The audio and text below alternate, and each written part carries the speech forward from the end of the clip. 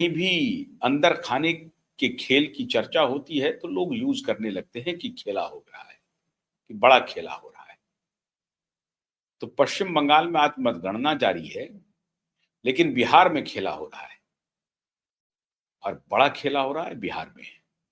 सभी लोग भौचक्के हैं और बिहार के खेल को दोनों बड़े जो राजनीतिज्ञ हैं, सिद्धहस्त राजनीतिज्ञ हैं, बड़े चाणक्य हैं, उनकी पेशानी पर बल आ रहा है। लगातार वो परेशान हो रहे हैं, वो समझ नहीं पा रहे हैं बिहार की राजनीति को। बिहार की राजनीति को कहें या नीतीश कुमार को ठीक से समझ नहीं पा रहे हैं। अब 2 कदम आगे चल रहे हैं, तो फिर उन्हें 2 कदम पीछे हटना पड़ रहा है। फिर अगला कदम बढ़ाने के लिए कदम को मजबूत करना पड़ रहा है। तो बड़ी परेशानी में एक प्रकार से, या कहें कि पशोपेश में भारतीय जनता पार्टी का केंद्रीय नेतृत्व है। अब भारतीय जनता पार्टी के केंद्रीय नेतृत्व से सीधे-सीधे तात्पर्य है मोदी और शाह जी। तो मोदी और शाह के लिए बेचैनी बिहार बढ़ा रही है। पश्चिम बंगाल में तो सबको मालूम है कि चुनाव लड़ रहे हैं, पूरी ताकत भारतीय जनता पार्टी झोंक रही है।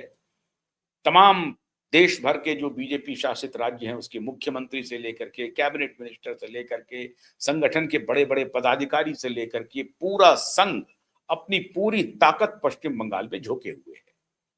रोज नए-नए कारनामे भी कर रही है अपने हिसाब से। इलेक्शन कमीशन भी अपनी ताकत लगा रहा है कि इस बार हम इलेक्शन को किसी भी सूरत में फ्री एंड फेयर करवाना है, बिना डर के होगा। कल ही मैंने आपको बताया कि 800 गुंडों को गिरफ्तार कर लिया, सीआरपीएफ ने नजरबंद कर दिया, या जिनको उठाना था उनको उठा लिया, उनको हवालात में भेज दिया है, क्योंकि आज फ्री एंड फेयर इलेक्शन होना है और इसे करवाने के लिए इलेक्शन कमीशन प्रतिबद्ध है। लेकिन ये तो हो रहा है पश्चिम बंगाल में। तो पश्चिम बंगाल में तो आमने सामने की लड़ाई है, दिखाई पड़ रही है। दोनों तरफ सेनाएं सजी हैं और दोनों के तर्कस से तीर निकल रहे हैं। 4 मई को रिजल्ट आ जाएगा। वहां स्थिति स्पष्ट है, कोई खेला वेला हो नहीं रहा है। दोनों अपनी जोर आजमाइश कर रहे हैं, ताकत लगा रहे हैं। असली खेला हो रहा है बिहार में, जहां ताकत लगाने की कोशिश तो करते हैं, लेकिन जैसा मैंने आपको कहा कि 2 कदम आगे बढ़ाने के लिए उनको पीछे हटना पड़ रहा है या उस कदम को मजबूत करना पड़ रहा है। वो स्थिति हो गई है बिहार में। मैं ऐसा क्यों कह रहा हूं? ऐसा इसलिए कह रहा हूं, हर दिन बिहार में राजनीतिक परिदृश्य बदलता जा रहा है। सामने से लग रहा है कि नहीं, सब कुछ तो स्मूथ है, लेकिन पर्दे के पीछे खेल बहुत बड़े चल रहे हैं। सम्राट चौधरी मुख्यमंत्री तो बन गए हैं, लेकिन उनको आशा नहीं है, विश्वास नहीं है कि वो कितने दिन मुख्यमंत्री रह पाएंगे। हो सकता है कि 4 साल, 5 साल की जितनी अवधि बची है, 2030 तक में, 2030 तक वो मुख्यमंत्री रहें। हो सकता है कि 6 महीने के बाद पलट जाए, कुछ भी हो सकता है। क्योंकि खेल बिहार में हर दिन ऐसा लग रहा है कि पलट रहा है। सामने से कुछ दिखाई, जैसा मैंने आपको बताया, सामने से सब कुछ सामान्य लग रहा है। ऐसा मैं क्यों कह रहा हूं? कल तक एक सूचना आ रही थी कि जनता दल यूनाइटेड के अंदर बहुत भगदड़ है, और वही भगदड़ भारतीय जनता पार्टी के अंदर भी है। बीजेपी में भी कुछ नेता कोप भवन में हैं, रुष्ट हैं, असंतुष्ट हैं। उसमें श्रीमान विजय सिन्हा का नाम प्राथमिक रूप से लिया जा रहा है। केंद्रीय गृह मंत्री के अधीन जो एक मंत्री हैं नित्यानंद राय जी, वो असंतुष्ट हैं, दुखी हैं, वो अलग बात है, लेकिन उनको सेट करने की कोशिश की जा रही है।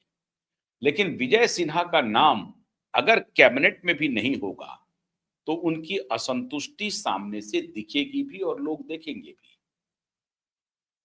ये सुनाई पड़ रही है। दूसरी तरफ किसी तरीके से जनता दल यूनाइटेड ने अपनी बगावत को थोड़ा कम करने की कोशिश की है। श्रवण कुमार जी को उन्होंने जनता दल यूनाइटेड का विधायक दल का नेता चुन लिया है। नीतीश बाबू को यह संकेत चला गया था कि उनके कम्युनिटी से किन्हीं को डिप्टी चीफ मिनिस्टर बनना था, लेकिन फिर वही समाजवादी कहिए या अपनी ही कम्युनिटी से किसी को आगे बढ़ा करके नीतीश कुमार निशांत के कद को छोटा नहीं करना चाहते हैं। ये चर्चा पावर गैलरी में फ्लोट होने लगी कि अपनी कम्युनिटी से, मतलब अपनी जाति बिरादरी से क्या किसी को नीतीश कुमार एलिवेट करेंगे? और उनका जो एलिवेशन है, क्या इस स्तर का होगा जो निशांत कुमार को वो रिप्लेस कर दें आने वाले दिनों में? क्या निशांत को लेकर के नीतीश के मन में कुछ और चल रहा है, या नीतीश स्वयं कुछ और पका रहे हैं अंदर खाने? नीतीश कब तक राज्यसभा के सांसद बने रहेंगे?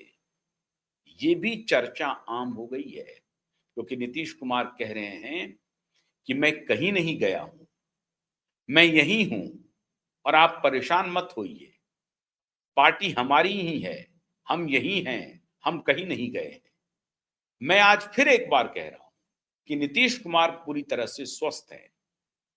निश्चित रूप से नीतीश कुमार ने जो ये दांव चला है सत्ता हस्तांतरण का, नीतीश कुमार के ऊपर भारतीय जनता पार्टी इस तरह से दबाव बना नहीं सकती थी। ये दोनों की सहमति से बात हुई है, लेकिन नीतीश के मन में कोई बड़ा गेम प्लान है। अब इसको डिकोड डिकोड करने की आवश्यक्ता है, और यही जो डिकोड हो रहे हैं प्रत्येक दिन, वही मोदी और शाह की परेशानी को बढ़ा रहा है, क्योंकि इनके पास जो वक्त है वो अगला 5 साल ही है। अगले 5 साल तक एनडीए केंद्र में अल्पमत में है। थोड़ी बहुत अगर पूछ नीतीश कुमार की रहेगी तो इस अगले 5 साल तक रहेगी। आगे क्या पॉलिटिकल सिनेरियो अनफोल्ड होता है, कहना मुश्किल है। हो सकता है कि भारतीय जनता पार्टी अति कमजोर हो जाए, या हो सकता है भारतीय जनता पार्टी और मजबूत हो जाए। और टाइमिंग इतनी महत्वपूर्ण है कि पश्चिम बंगाल, आसाम और तमिलनाडु के चुनाव में भारतीय जनता पार्टी को अपेक्षित सफलता मिलती है कि नहीं मिलती है, कहना मुश्किल है। आसाम में जीत तो लगभग पक्की है, और पश्चिम बंगाल में भी वो पूरी जोर आजमाइश कर रही है बीजेपी।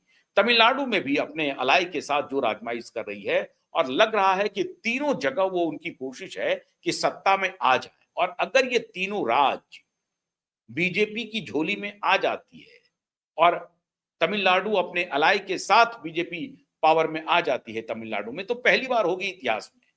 जैसे पहली बार इतिहास में बीजेपी का कोई मुख्यमंत्री बिहार में बना है, तमिलनाडु में मुख्यमंत्री तो नहीं लेकिन साझीदार हो जाएंगे। इसके पहले भी रहे हैं, लेकिन उस तरह से नहीं है। इस बार ऐसा लगेगा कि मोदी की भी भूमिका बहुत बड़ी रही है एआईएडीएमके के साथ तमिलनाडु में सरकार बनाने की। और अगर ये तीनों राज्य में साइजेबल प्रेजेंस भी हो गया, आसाम तो जीत पक्की है, पश्चिम बंगाल में अगर हार भी होती है तो टैली तो जरूर बढ़ेगा, 70-73 से बहुत का आंकड़ा क्रॉस करेगा। टैली निश्चित रूप से बढ़ेगी, और अगर बढ़ी तो बीजेपी की सफलता होगी, मोदी और शाह की फिर एक बार डुगडुगी बजेगी। और अगर तमिलनाडु में कुछ बड़ा उलटफेर हो गया तो मान लीजिए कि दक्षिण का दुर्ग भी ढहता हुआ दिखेगा।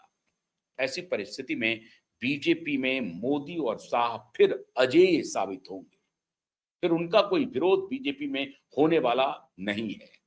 और ये जो परिस्थिति है, ये साथियों के लिए, जो पार्टनर हैं अभी एनडीए के लिए, उनके लिए बहुत शुभ नहीं है। एक तरह से शुभ है कि उनका एक प्रकार से स्टेबिलिटी रहेगी, उनके जो अलाय हैं वो केंद्र में भी सरकार में हैं और वो राज्य में भी सरकार में है। तो एक तरह से तो संतुष्ट, लेकिन पॉलिटिक्स में 2+2=4 ऑलवेज नहीं होता है। 2+2 के बहुत सारे समीकरण होते हैं, और उसी समीकरण को हर पॉलिटिकल पार्टी अपने